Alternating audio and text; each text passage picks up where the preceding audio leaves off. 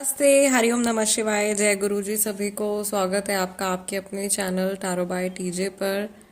I am back with another candle wax reading for you guys, उन लोगों के लिए जिनकी कन्वर्सेशन नहीं हो रही है किसी पर्टिकुलर पर्सन के साथ में, या कन्वर्सेशन में इश्यूज आ रहे हैं और साथ ही में थर्ड पार्टी इन्वॉल्वमेंट भी है and you are very very sure, आप पूरी तरीके से कंफर्म है कि कोई तीसरा इंसान इन्वॉल्व है, then only watch this reading. क्योंकि यहाँ पे मैं कंबाइंड रीडिंग करने जा रही हूँ उन लोगों के लिए जो नो कांटेक्ट सिचुएशन में भी है और कोई तीसरा पर्सन भी इन्वॉल्व है।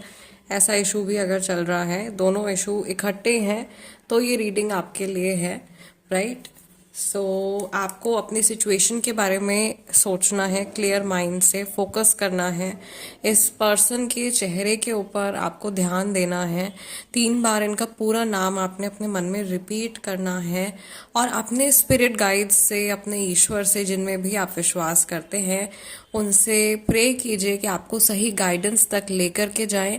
ये टाइमलेस और जनरल रीडिंग होने वाली है एज यूजुअल, जैसा कि आप सभी को पता है हमेशा से कि जब भी रीडिंग्स आपके सामने आती हैं, ये कोइंसिडेंस नहीं है, आपने इनको मैनिफेस्ट किया है, आपकी वाइब्रेशन ऐसी है इस समय पर, इसीलिए इस तरीके का वीडियो आपने अट्रैक्ट किया है, राइट। एंड आपके स्पिरिट गाइड्स जो हैं वो हो सकता है कि इस वीडियो के माध्यम से, इस डिविनेशन सेशन के माध्यम से कोई ज़रूरी संदेश, कोई मैसेज आप तक पहुंचाना चाह रहे हैं, जिसको अपनी लाइफ में अप्लाई करने पर या कोई एक पर्टिकुलर बात जानने पर हो सकता है आपका कुछ फायदा होने वाला हो, राइट।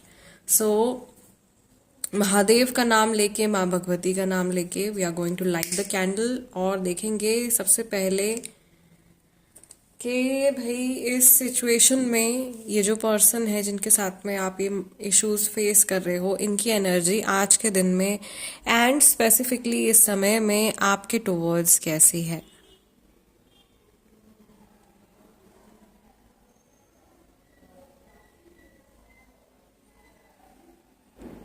थर्ड पार्टी सिचुएशन शायद काफी सारे लोगों का है और ये आपका कार्मिक रिजल्ट है एक तरीके से, like it's a past life Karma. पिछले जन्म में जो आपने भोगा है, जो भुगता है, या जो भी कर्म किए हैं उसके हिसाब से ये एक रिजल्ट जो है वो आपको मिल रहा है।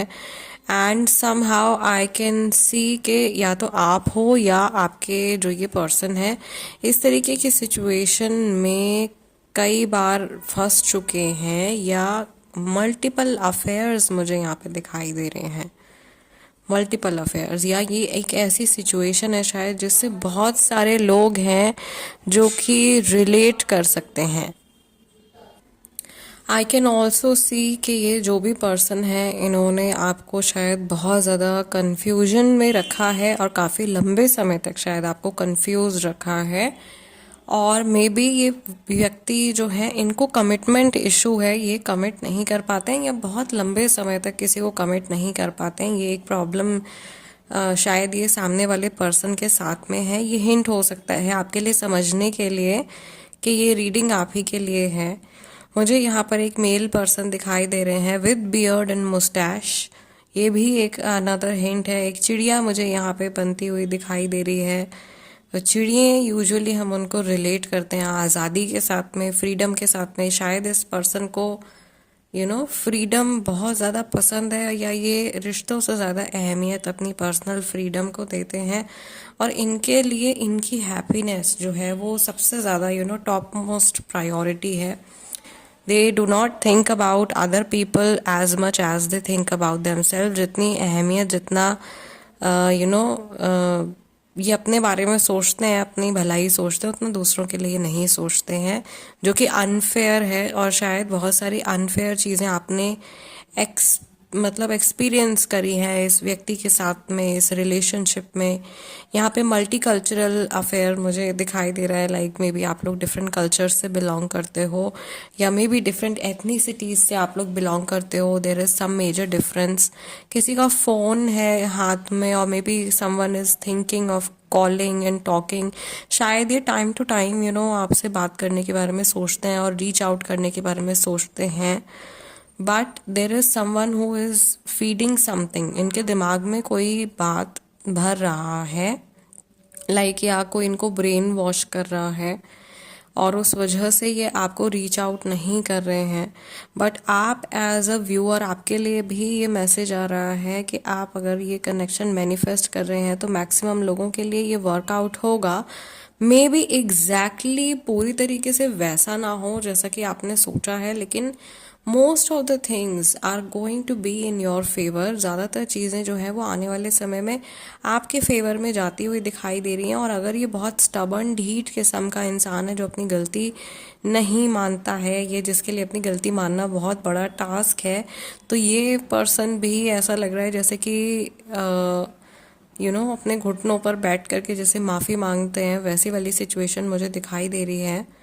आई कैन सी कि ऑलरेडी ये बहुत सारा अननेसेसरी का गिल्ट और ट्रॉमा अपने अंदर कैरी कर रहे हैं, जो कि शायद इनके बचपन से आ रहा है। मे बी इनके घर में कुछ सिचुएशंस ठीक नहीं रही हैं जिसका जिम्मेदार इनको ठहराया गया है, और वो एक ट्रॉमा या वो एक ऐसी मेमोरी अजीब सी इनके दिमाग में बैठी हुई है। ये अननेसेसरी चीज़ों के लिए अपने आप को ब्लेम करते हैं। This is very sad. अगर ये किसी के साथ में हो रहा है तो ये अच्छी एनर्जी तो नहीं है, या इस तरीके का थॉट प्रोसेस जो है वो ठीक नहीं है। अनदर थिंग, मुझे ऐसा लग रहा है जैसे ये हाथ बढ़ाना चाह रहे हैं, like this person wants to reach out, they want to reach out to you, या इनको इस समय पर किसी बहुत अच्छे दोस्त की, किसी सहारे की इनको ज़रूरत है। और कोई ऐसा जो कि लाइक इस समय पर एक दोस्त की तरह इनको समझे, ना कि एक पार्टनर की तरह, राइट? क्योंकि पार्टनर होगा तो उसकी अपनी कुछ ना कुछ एक्सपेक्टेशंस जो है वो ज़रूर होंगी। और ये एक ऐसा पैटर्न है जो कि 99% रिलेशनशिप्स में होता है, that once you get into a relationship, जैसे आपकी शादी होती है या आप किसी के साथ कोई रिश्ता शुरू करते हैं, सबसे बेसिक रिक्वायरमेंट जो एक अच्छे रिश्ते की है वो यही है कि आप कम से कम अच्छे दोस्त आप बन के रहें एक दूसरे के। अगर आपकी फ्रेंडशिप ही अच्छी नहीं है, अगर आप एक दूसरे से बेझिझक बात ही नहीं कर पाते हो, तो फिर उसके ऊपर ऑन टॉप ऑफ दैट कोई और रिलेशनशिप बन पाना, अच्छा रिलेशनशिप बन पाना is like next to impossible. So यहाँ पे मुझे ऐसा लग रहा है वो लैक ऑफ कंफर्ट है, वो शायद आपकी तरफ से भी है, इनकी तरफ से भी है, और ये हो भी गया होगा क्योंकि आप लोगों की बात नहीं हो रही है, कोई तीसरा इंसान इन्वॉल्व हो गया है, मिसअंडरस्टैंडिंग्स क्रिएट हो गई हैं, तो एक डिसकम्फर्ट इनकी एनर्जी में है आपको लेकर के, कि अभी वो बात नहीं है शायद कि बेझिझक जो भी इनके मन में आए वो ये आपसे कह सकें। बहुत ज़्यादा मे बी अगर कुछ बोलते भी होंगे आपसे, कभी कभार कुछ बात हो भी जाती होगी तो बहुत वेल प्लान्ड या बहुत ज़्यादा सोच समझ के बात होती होगी, ऐसी चीज़ मुझे यहाँ दिखाई दे रही है। या बहुत ज़्यादा लॉजिक लगा करके सारे प्रोज एंड कॉन्स के बारे में सोच करके, जो कि हेल्दी रिलेशनशिप का साइन तो नहीं है। मुझे यहाँ पर लाइक मैंने आपसे कहा कि आप लोग मैनिफेस्ट कर रहे हो, इस कनेक्शन में प्रॉब्लम्स हैं बट सॉर्ट आउट होंगी, ये पर्सन वापस भी आएगा, लेकिन हर चीज़ एकदम एकदम पूरी तरीके से बैक टू नॉर्मल हो जाए, वो चीज़ होने की पॉसिबिलिटी थोड़ी कम दिखाई दे रही है। हो सकता है, लेकिन उसमें फिर दोनों तरफ से इक्वल एफर्ट चाहिए ही चाहिए। And there is one very important thing, one thing that is like जो कि होना ही चाहिए। अंडरस्टैंडिंग इज़ वन थिंग, और रिस्पेक्ट रिलेशनशिप में, कोई भी रिलेशनशिप हो, आपके दोस्त हों, आपके इवन पेरेंट्स हों, ऐसा नहीं कि सिर्फ पेरेंट्स जो हैं वो बच्चों की मतलब जो बच्चे हैं वो पेरेंट्स की रिस्पेक्ट करें। Even parents as individuals they should respect their children. वो भी एक सोल है जो अपनी एक जर्नी कंप्लीट करके आए हैं।